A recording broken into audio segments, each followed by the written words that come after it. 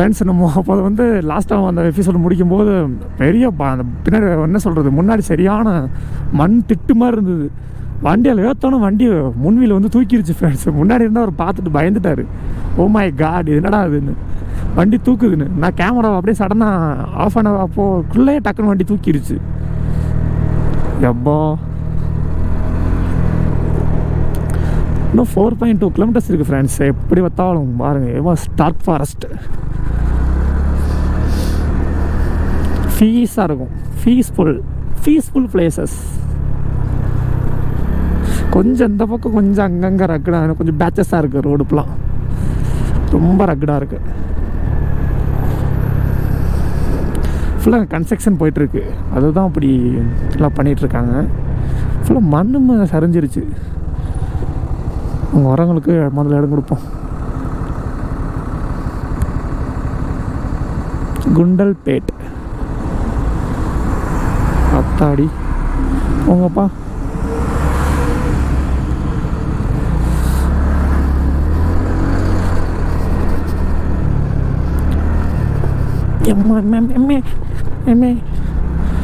மறுபடியும் முதல்ல இருந்தா கொஞ்சம் ஸ்லோவாகவே போவோம். ரொம்ப பேச்சஸாக இருக்குது ஃபுல்லாக. ரொம்ப ரோடு மறுபடியும் போடுவாங்கன்னு நினைக்கிறேன், என்னன்னு தெரியல. ஆனால் ஃபுல்லாகவே குறைஞ்சிட்ருக்காங்க. ஐயோ, ரொம்ப ஸ்லோவாக பண்ணாலே ரொம்ப தூக்குது. வண்டி ஜம்ப் ஆகுது ரொம்ப.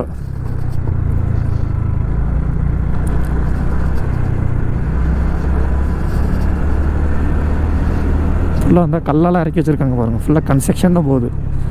இது முடிஞ்சுன்னா நிறைய இந்த இதெல்லாம் ட்ராவல் பண்ணணும்னு நினைக்கிறேன். இந்த ரூட்டில் வந்து பஸ்ஸஸ் அண்ட் ட்ரக்கர்ஸ் அண்ட் பைக்கர்ஸ்லாம் ட்ராவல் பண்ணுவாங்கன்னு நினைக்கிறேன். அதனால தான் இவ்வளோ ரக்கடாக இருக்குது.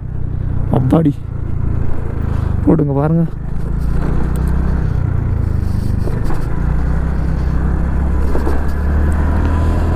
எப்பப்பா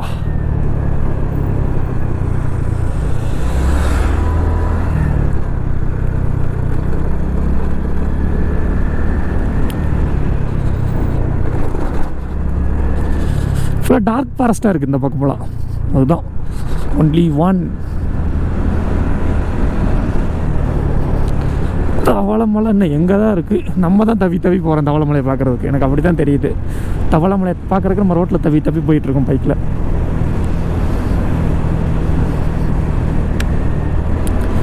நல்லா இருக்குது, ரோடு சூப்பராக இருக்குது. ஆனால் என்ன கொஞ்சம் பேச்சஸாக இருக்குது. கொஞ்சம் ஸ்லிப் ஆனாலும் கீழே இழுத்து விட்ருங்கிட்டா. அது இன்னும் கொஞ்சம் இதெல்லாம் ரெடி பண்ணாங்கன்னா சூப்பராகிடும். அவர் என்ன பண்ணுறாப்புலன்னு தெரில, மரத்துட்டு நின்று மரத்தை அடிச்சு விளாட்றாரு. அவருக்கு என்ன பிரச்சனையோ, அவருக்கு என்ன பிரச்சனையாக இருந்தால் நமக்கு என்ன.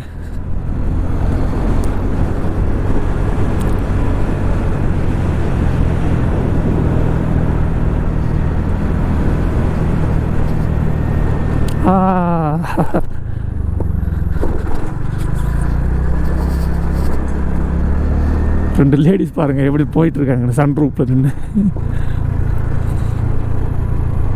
Sun roof jolly.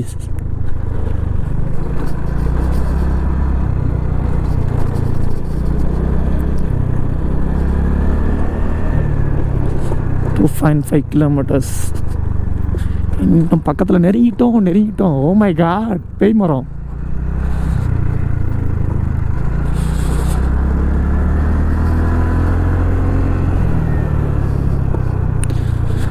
பார்த்தீங்களா எவ்வளோ ஹைட்டாக வளர்த்து பாருங்கள். சான்ஸா இது எப்படி தான். ஐயோப்பா செம்மையாக வரதான். இது எதுக்கு யூஸ் ஆகும்னே தெரியல. அந்த மரம் ஃபைன் மரம் வேறு மாதிரி இருக்கும். இது ஒரு மரமாக இருக்குது. இது என்ன தெரியல. பார்த்தீங்களா எவ்வளோ ஹைட்டாக இருக்குது பாருங்கள். எவ்வா துண்டாக கட்டு. ஆனால் சாஞ்சிருச்சுன்னா துண்டாக தான் கட் பண்ணணும். இதெல்லாம் லென்த்தியெல்லாம் எடுத்துகிட்டே போக முடியாது. பெண்டெல்லாம் போகாது. இதெல்லாம் அவ்வளோ ஹைட்டாக இருக்குது. செம்ம ஹைட்டுங்க உண்மைக்கு. எப்படி பார்த்தாலும் ஒரு 60 அடி 70 அடிக்கு மேலே தான் இருக்கும். அதெல்லாம் அப்பாடி 60 அடி சொச்சம். எப்படி பார்த்தாலும் எக்ஸ்டென்ஷன் அதிகமாக தான் இருக்கும்.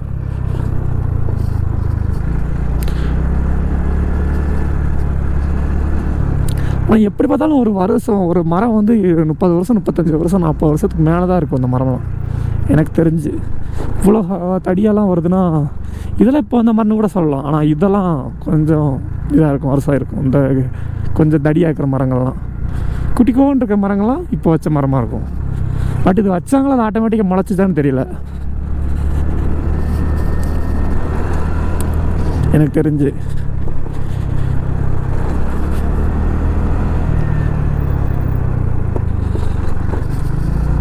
லிட்டர்லி. ஆனால் இது பா செம்மங்க.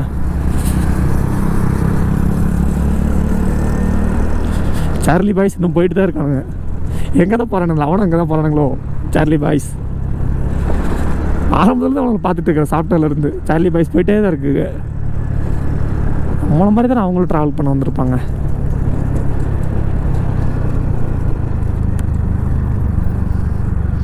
இதுதானா